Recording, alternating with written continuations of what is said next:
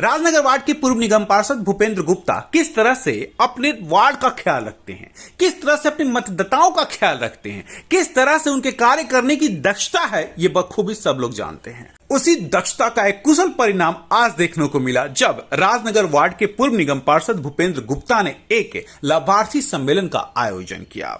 इस सम्मेलन के दौरान प्रधानमंत्री जन कल्याण योजनाओं से जिन जिन लोगों को लाभ मिला है उन सभी लाभार्थियों का एक सम्मेलन कराया गया। लाभार्थियों से इस बात को समझने की कोशिश की गई कि किस तरह से प्रधानमंत्री राहत कोष या किसी भी तरीके से प्रधानमंत्री द्वारा मिले गए उन्होंने अपने जीवन चक्र को बदल कर रख दिया है। इस खास मौके पर पहुंचे भारतीय जनता पार्टी के दक्षिणी दिल्ली के लोकसभा प्रत्याशी रामवीर सिंह बिधूड़ी के सुपुत्र, उन्होंने भी सर झुका करके सबका इस्तकबाल किया। मीडिया से बातचीत के दौरान उन्होंने साफ साफ कहा कि यह प्रधानमंत्री की जन कल्याण योजनाओं का ही परिणाम है कि आज समाज का हर वर्ग प्रधानमंत्री मोदी को वोट देने के लिए तैयार बैठा हुआ है। ये तो सारा जो आप कार्यक्रम देख रहे हैं तो लाभार्थी का कार्यक्रम है जो आदरणीय मोदी जी दे चुके हैं, चाहे उज्ज्वला योजना है, चाहे राशन है। इकलौता हमारा देश है जहाँ पर मोदी जी ने 70 लाख लोगों को राशन दिया है।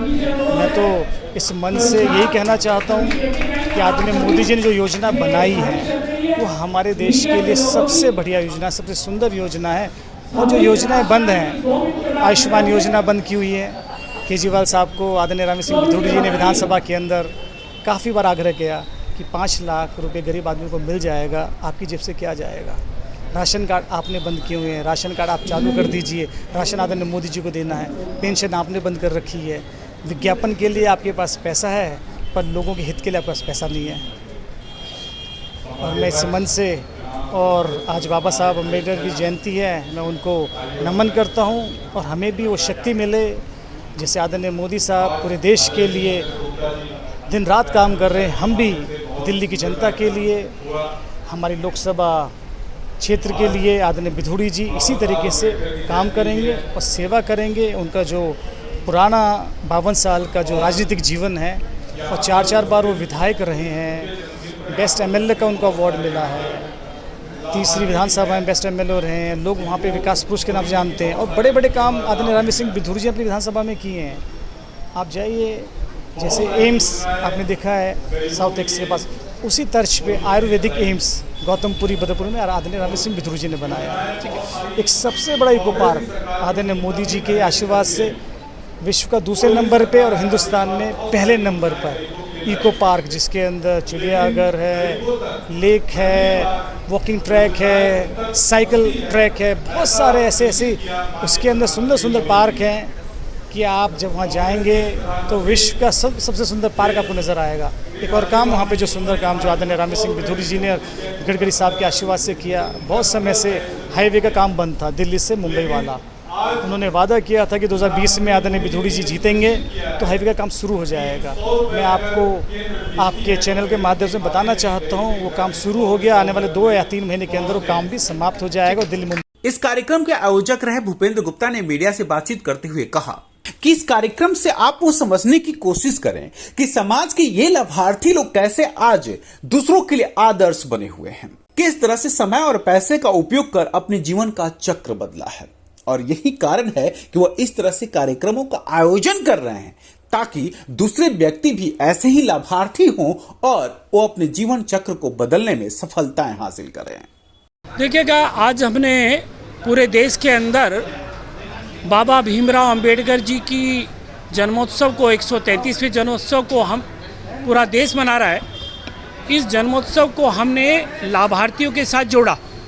आप सब जानते हैं कि देश के प्रधानमंत्री श्री नरेंद्र मोदी जी के द्वारा गत 10 वर्षों में प्रत्यक्ष या अप्रत्यक्ष रूप से लोगों की मदद की है, उसको लाभार्थी का नाम दिया गया।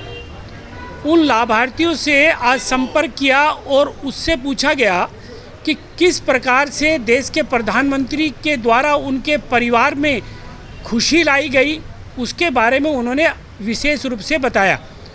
तो मेरा ये कहना है कि ये एक दृष्टांत है, एक नज़ीर है कि दिल्ली के लिए कि प्रत्येक वार्ड में इस प्रकार के प्रोग्राम होने चाहिए, क्योंकि मोदी जी ने 140 करोड़ लोगों को कहीं ना कहीं लाभ दिया है। कोरोना के दौरान आपने देखा होगा मुफ्त वैक्सीन सभी को प्राप्त हुई थी। यदि वो वैक्सीन प्राप्त नहीं होती तो लोग अपने पैसे से भी लगवानी पड़ती। भूपेंद्र जी, लाभार्थी जो था वो एक भारत सरकार का कहीं ना कहीं एक प्रकार, और आप जो है उसको चुनाव से जोड़ने की कोशिश कर रहे हैं, कहाँ तक जायज है? देखिएगा, चुनाव से जोड़ने का प्रयास राजनीतिक रूप से आप पत्रकार महोदय हैं, पिछली बार भी मैंने एक ही कहा था कि जब कोई व्यक्ति कर रहा है तो उसके साथ तो करना चाहिए।